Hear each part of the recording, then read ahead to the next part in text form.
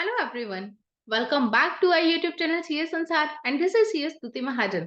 तो आज के इस सेशन में हम डिस्कस करेंगे अगेन जो हमारे जीएसटी रजिस्ट्रेशन के अंदर चेंजेस आए हैं. Let's see.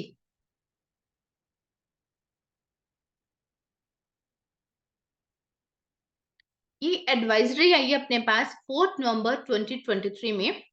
Advisory for pilot project of biometric based Aadhaar authentication and document verification for GST registration applicants of Gujarat and Puducherry. ठीक है, जो कि पहले भी हमने डिस्कस किया था कि जीएसटी रजिस्ट्रेशन के अंदर आए दिन जो भी चेंजेस आ रही हैं उसके अंदर बायोमेट्रिक बेस्ड आधार ऑथेंटिकेशन आने वाला है. तो अब उस चीज को उन्होंने पुडुचेरी के अंदर तो एप्लीकेबल कर दिया और गुजरात में भी एप्लीकेबल करने जा रहे हैं और जल्दी ही बाकी स्टेट्स में भी ये सब एप्लीकेबल हो जाएगा. जिसके अंदर जो एडवाइजरी आई है ये आपको जीएसटी की साइट के ऊपर मिल जाएगी और यहाँ पे हम डिस्कस करते हैं.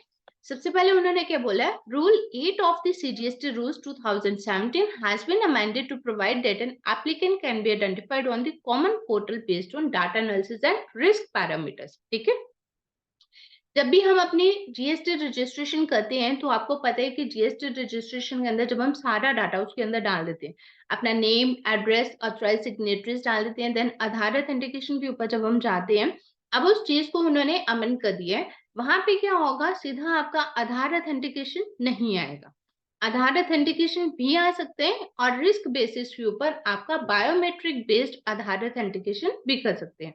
And taking the photograph of the applicant along with the verification of the original copy of the documents uploaded with the application.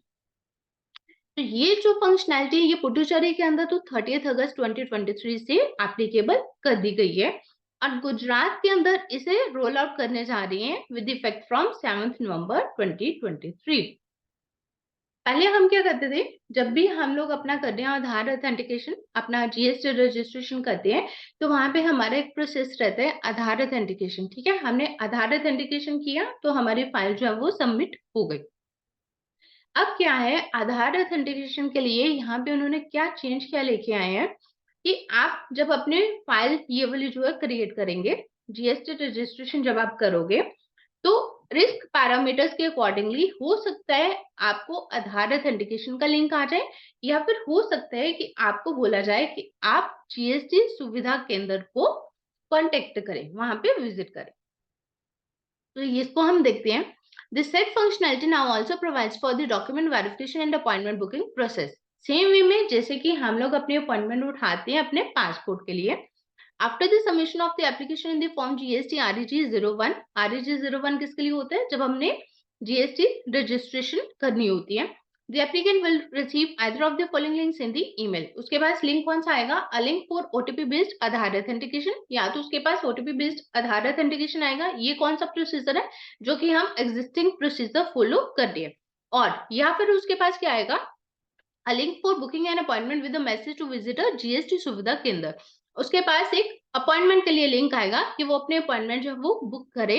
Appointment किसकी करनी है कि किस दिन उसने जीएसटी सुविधा केंद्र के अंदर विजिट करना है, along with the details of the GSK and jurisdiction. उसको कौन सी, for biometric based Aadhaar authentication के लिए एंड डॉक्यूमेंट वेरिफिकेशन, और उसने जो भी डॉक्यूमेंट्स वहां पे अटैच किए वो सब डॉक्यूमेंट्स वहां पे लेके जाने हैं और वहां पे सारे के सारे डॉक्यूमेंट्स चेक करवाने. द सेम वे जैसे कि हम लोग अपने पासपोर्ट की जो बुकिंग उठाते हैं, हम क्या करते हैं, पहले अपॉइंटमेंट उठाते हैं, अपॉइंटमेंट के बाद हम पासपोर्ट सेंटर जो है हमारा, वहां पे हम जाते हैं अपने सारे डॉक्यूमेंट्स लेके, वो लोग अपना वहां पे चेक करते हैं तो हमें वहां पे टिकट देते हैं. तो उसी तरह से या तो आपके पास सीधा लिंक आएगा, ओटीपी बेस्ड आ जाएगा, आप अपनी आधार ऑथेंटिकेशन करेंगे, ओटीपी डालेंगे, आपका फाइनल हो गया. या फिर आपको ओटीपी बेस्ड आधार ऑथेंटिकेशन की जगह आपके पास क्या आएगा, लिंक आएगा आपकी बुकिंग का, अपॉइंटमेंट बुक करने का. आपको एक नंबर ऑफ डेज दिए जाएंगे कि उसके अंदर अंदर आप अपनी जो भी आपको डेट सिलेक्ट करनी है आप अपनी अपॉइंटमेंट को बुक कर सकते हैं. उस दिन आप जीएसटी सुविधा के अंदर में जाएंगे अपने सारे डॉक्यूमेंट्स लेके. If the applicant receives the link for OTP based Aadhaar authentication, ठीक है, he or she can proceed with the application as per the existing process. अगर तो आपके पास OTP based Aadhaar authentication आया तो आपका जो existing procedure हम लोग फॉलो कर रहे हैं उसी के अकॉर्डिंगली आप चल सकते हो. वही पॉइंट उसने बोला.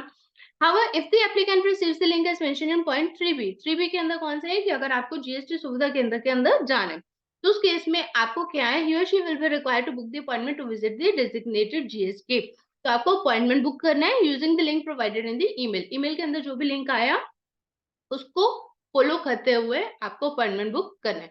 And once the applicant gets the confirmation of appointment through email, अगर उसके पास ईमेल के थ्रू कंफर्मेशन ऑफ अपॉइंटमेंट आ गया, he or she will be able to visit the designated GSK as per the chosen schedule। तो जो आपका schedule है उस दिन आप वहां पे विजिट करो।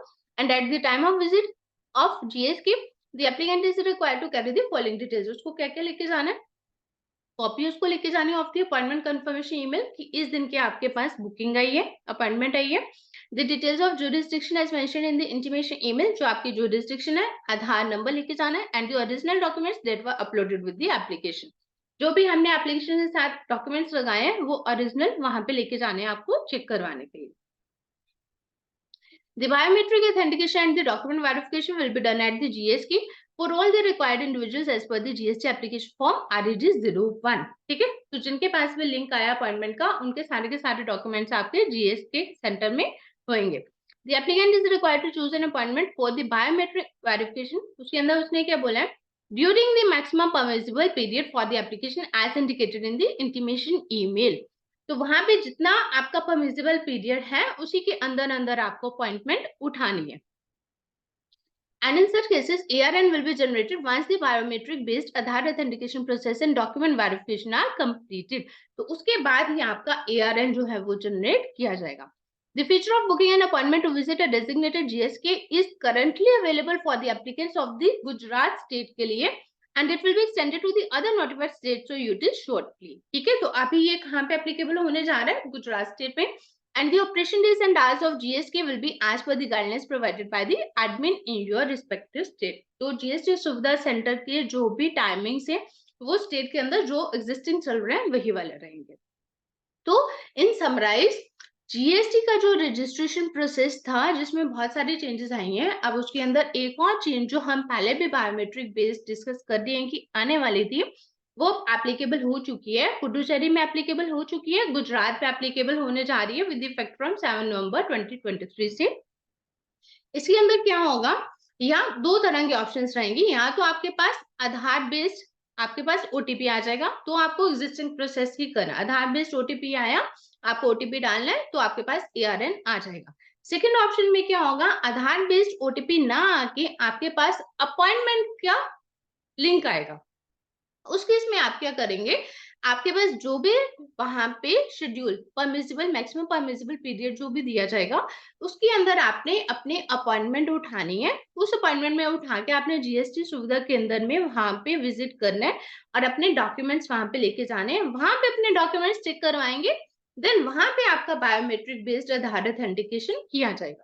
एक है सिंपल वे में आधार ऑथेंटिकेशन जो कि आप घर में बैठे कर सकते हैं अगर आपके पास वो आ गया। लेकिन अगर आपकी फाइल रिस्की है और आर्टिफिशियल इंटेलिजेंस से अगर आपकी फाइल जो है वो रिस्क पैरामीटर्स को कवर करते हुए कंसिडर की जाती है, उस केस में आपकी जो फाइल है वो चली जाएगी बायोमेट्रिक बेस्ड आधार ऑथेंटिकेशन के लिए।